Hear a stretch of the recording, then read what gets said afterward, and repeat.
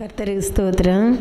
நான் இதுவரை சாட்சின்னு மேடை வந்ததே இல்லை. இன்னைக்கு தான் இப்போ ஸ்டார்ட் வரேன். என்ன அந்த எனக்கு இப்போ ஒரு 3 மாதத்துக்கு முன்னே கால் வலி இந்த தொடையிலோட சேர்ந்து ஒரு நரம்பு என்னதை கொளுத்தி பிடிச்சி நடக்கவே முடியாது, மூச்சை விட முடியாது, நிமிர்ந்து நிற்கவும் முடியாது.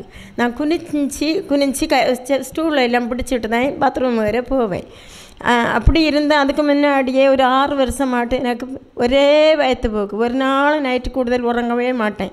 அதனால இங்கே பாத்ரூமில் இருந்துட்டு சப்பா எனக்கு சோத்தை தாருங்கப்பா, இல்லாட்டி என்னை உயிரை எடுத்துருங்கப்பான்னு சொல்லி நல்லா அழுவேன்.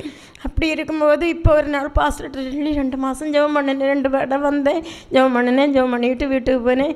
அதுக்கு பிறகு ஒரு நாள் இதை மாதிரி 1ஆம் தேதியிலேருந்தே இருந்துட்டு இருந்தோடனே நைட்டு நான் என்ன செய்தேன், பாத்ரூம்லேருந்தே அழுது ஜெபம் பண்ணிவிட்டு 3 மணி அளவில் எனக்கு தோணுச்சு இந்த வியாதியை கொண்டு டெஸ்ட் பண்ணி பாரு அப்படின்னு. நான் அப்பமே எடுத்து வச்சுட்டு காலத்தை கொண்டு டெஸ்ட் பண்ணிவிட்டு அங்கே பார்த்தா அதுக்கு முன்னே 21வது ஆண்டு நான் டெஸ்ட்டு பண்ணியிருக்கேன். அப்போ அவைய சொல்லியிருந்து சுகர் 15 வருஷமாக இருக்கனால உங்களுக்கு குறையாது, இப்படி தான் இருக்கும் அப்படின்னு சொல்லி விட்டுருந்தேன் டாக்டர்.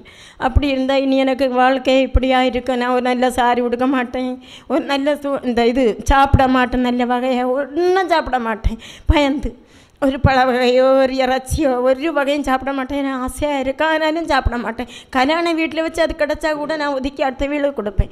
அப்படி நான் கஷ்டப்படுவேன்.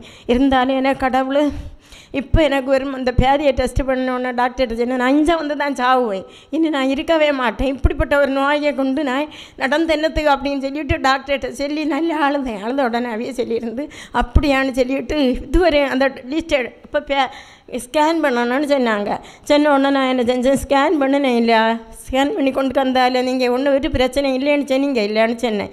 உடனே அவைய சொல்லியிருந்து அது ஸ்கேன் பண்ணது இருக்கட்டி இன்னொருக்கா கூட பண்ணுங்கன்னு. நான் அந்த ரிப்போர்ட் எடுத்து பாருங்கள் வீட்டில் இருக்குது, ஸ்கேனு நான் கொண்டு வரேன்னு சொன்னேன். உடனே எடுத்து பார்த்துட்டு சொல்லியிருந்து வயத்தில் எந்த பிரச்சனையுமே இல்லை, நீங்கள் இந்த மருந்து 5 நாள் சாப்பிடுங்க அப்படின்னு சொல்லி விட்டுருந்து. 5 நாள் சாப்பிட்டேன். 5 நாளுமே பேதி போகவே. அப்புறம் 6ஆம் நாள் திருப்பியும் போனாகில் 1 மாதத்துக்கு மாத்திரை எழுதி தந்துவிட்டுருந்து. ஆனாலும் நான் பாஸ்டர்கிட்ட சொல்லி ஜெபிப்பேன். வீட்லேயே எப்பொழுதும் இருந்து ஏன்னா வேறு வேலையும் இல்லை, தொழிலையும் இல்லை, யாரும் இல்லை, எனக்கு நான் மட்டும்தான் வீட்டில் உண்டு, என்ன வருமா உண்டு, கல்யாணம் பண்ணி கொடுத்துருக்கேன். அதனால எனக்கு யாரும் இல்லை. அதனால நான் வீட்டிலே இருந்து பாஸ்டருக்கு இதை தான் போட்டு பார்த்து எப்பொழுதும் ஜெபிச்சுட்டே இருப்பேன். அப்படி இருந்துட்டு அப்புறம் இப்படி எனக்கு திடீர்னு அந்த இதுவும் இருந்ததா மருந்தம் தின்னா உடனே எனக்கு இது கால் வலி, இப்படி அசைச்ச முடியாது. யாராவது தூக்கி வைங்கன்னு சொன்னால் தூக்கி வச்ச ஆள் இல்லை. இந்த ஃபோனை எடுத்து யாருக்காவது ஃபோன் பண்ணி என்னமோ உண்டு, அவள் வருவா, அவள்கிட்ட ஃபோனை பண்ணுங்கன்னு சொன்னால் ஃபோனை எடுக்க எனக்கு முடியாது. ஃபோனை ஸ்டூல் எல்லாம் வச்சுருப்பேன், வச்சுருந்தாலும் என்ன பார்க்க வந்தாவில் ஒரு பொம்பளை என்ன செஞ்சுட்டு ஸ்டூலை நீக்கி வச்சுட்டு எனக்கு காலெல்லாம் சூடு தண்ணி வச்சு தொடச்சிட்டு நீக்கி வச்சுட்டு அந்த ஸ்டூலில் இருந்து அந்த ஃபோனை எனக்கு எடுக்க முடியலை. அப்படி யாருக்கு நான் ஃபோன் பண்ணல. அப்போ அந்த பொம்பளை வீட்டுக்கு போகிற நேரம் நான் சொன்னேன், மோனே நீ இந்த பூட்டி சாவியை கொண்டு போயிரு, நான் இதில் கிடைக்கேன், காலத்து 5 மணிக்கு போல் வந்து என்ன திறந்து விடுங்க அப்படின்னு சொன்னேன். அப்போ அவைய சொல்லியிருந்து அப்படியான்னு சொல்லிவிட்டு பூட்டி கொண்டு போயிட்டு ஒரு 10:30 போல் பிரச்சனை இருந்தோன்னே சொன்னாலும் அது நீங்கள் இந்த இது அவைகளை பூட்டி கொண்டு வந்தேன், இந்த சாவி மாமி தனியாக தான் இருக்குன்னு. உடனே அவைகளை தனியாக நீ விட்டுட்டு பூட்டிக்கிட்டு வந்தியாங்க அப்படின்னு சொல்லிவிட்டு அந்த ஆளும் எல்லோரும் பிள்ளைகளும் எல்லாமே ராத்திரி வந்து எனக்கிட்ட இருந்தது. இந்த செத்த வீட்டில் இருந்தது மாதிரி நான் இப்படி எனக்கு முழிச்ச முடியலை, மூச்சை விட முடியலை. நான் அப்படி படுத்திருந்தேன், இசப்பான்னு தான் முழிச்சுட்டே இருந்தேன்.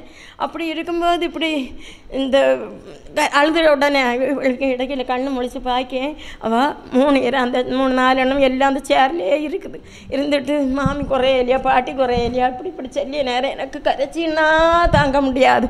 எப்படி காலத்தை மாடியிலேருந்து இறங்க முடியாத உடனே நான் இந்த காலை தூக்கி இந்த காலை வச்சியா என் அம்மாவை வந்த உடனே ஆட்டோக்காரனை விழிச்சா, உள்ளே வந்து அம்மையை பிடிச்சி கூட்டி வெளியில் கொண்டு போய் அப்படின்னு. ஆனால் என்னை நான் கீழே வாடகை கொடுத்தேன்னு சொன்னால் எனக்கு புருஷனாரும் இல்லை, பிள்ளையும் இல்லை, ஒரு 18 வயசு அது இறந்து போச்சு, சைக்கிளில் இருந்து விழுந்து. இறந்து போன நிலையில் எல்லாம் மனசில் நினச்சிட்டு அப்படியே நான் தனியே இருப்பேன். பிறகு பிள்ளை வந்த உடனே அம்மா இறக்கணுமே எப்படியாதுன்னு சொல்லிவிட்டு பிள்ளை எனக்கு யார் கை தந்தாலும் எனக்கு அந்த கையை பிடிச்சி எனக்கு இறங்குக்குள்ளமே இல்லை. நான் என்ன செய்தேன், பையை பிடிச்சி இந்த காலை தூக்கி கீழே வச்சு இந்த காலை வச்சு எனக்கு கையை பிடிச்சிக்கு பாட்டி அவில மேலே பிடிச்ச மாட்டி அப்படின்னு சொல்லிவிட்டு நான் பையை எப்படிங்களா சைடில் ஓடி பிடிச்சி ஆட்டோ வீட்டுக்கிட்ட வர சொன்னேன்.